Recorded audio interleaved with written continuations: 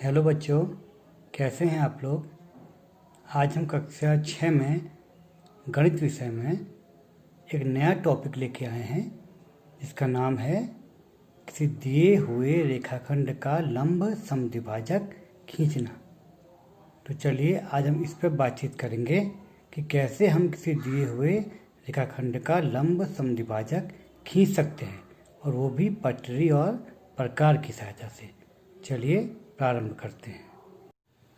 तो बच्चों, हमारा प्रसंग क्या है आज का कि रेखाखंड का लंब समद्विभाजक खींचना। और खींचना किसको ऐसे हमें पटरी और प्रकार से, चांदी का प्रयोग नहीं करना है। पहले तो आप देखिए कि पटरी क्या होती है, प्रकार क्या होता है। आप जानते हैं पहले से, ये स्केल है हमारा, इसे ही हम क्या बोलते हैं, पटरी। और ये क्या है हमारा प्रकार, ये भी आप जानते हैं, इसका यूज भी आपने पहले किया होगा। इन दोनों की सहायता से हमें ये काम करना है। हाँ, चांदा होता है, चांदा जिससे हम कोण खींचते हैं, ये चांदा है, इसका प्रयोग हमें नहीं करना है। अंत में हम अपना जांचने के लिए इसका प्रयोग कर सकते हैं। अब आप देखिए कि हमें जो लंब समद्विभाजक लिखा है, वर्ड लंब समद्विभाजक, पहले तो जानना जरूरी है कि ये है क्या। समद्विभाजक का अर्थ आप देख रहे हैं कि समद्विभाजक, समान दो भाग करना है। और लंब का अर्थ होता है 90 अंश का कोण या समकोण बनाना है। तो हमको ये रेखाखंड में ऐसी रेखा और खींच देनी है जिसको दो भागों में तो बांटे ही बांटे, साथ ही पहली वाले रेखाखंड पे लंब भी हो, मतलब उससे 90 अंश का कोण बनाए।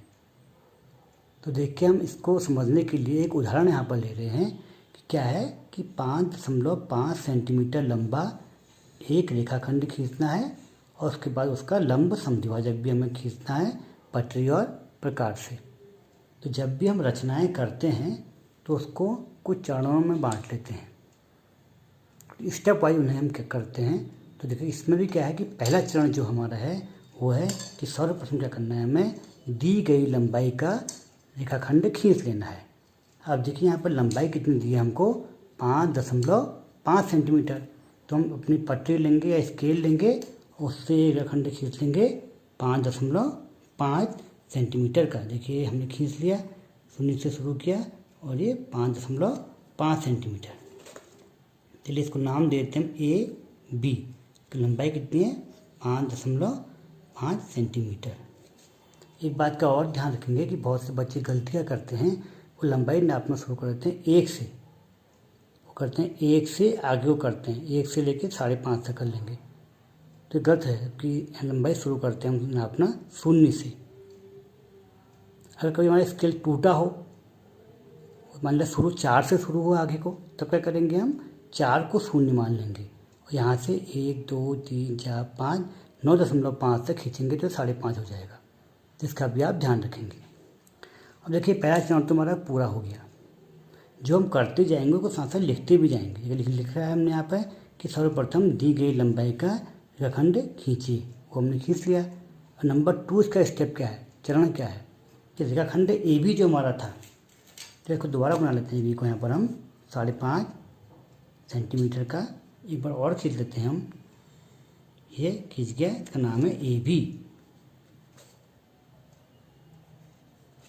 तो आप देखिए कि रेखाखंड AB को A बिंदु से, A और B इसके दो सिरे हैं, तो इसको A बिंदु रखेंगे, इसको अपने प्रकार की नोक को।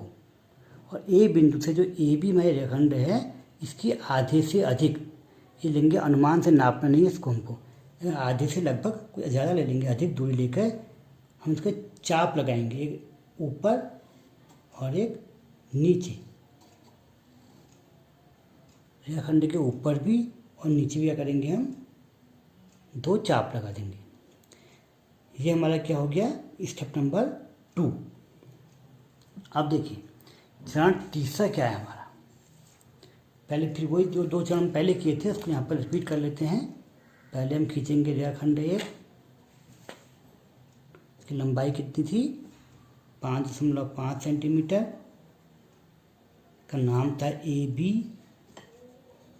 हमने क्या किया था, A से मैं प्रकार की नोक रख के एक AB की आधे से अधिक दूरी लेके एक चाप किया था ऊपर, एक चाप किया था नीचे। तो तीसरे चरण में क्या करना है हमको कि चरण 2 में जो हमने काम किया उसी को हमको बिंदु बी से करना है। जो लंबाई का हमने चाप ए से खींचा उसी लंबाई का चाप हमको बी से भी खींचना है, एक ऊपर और एक नीचे।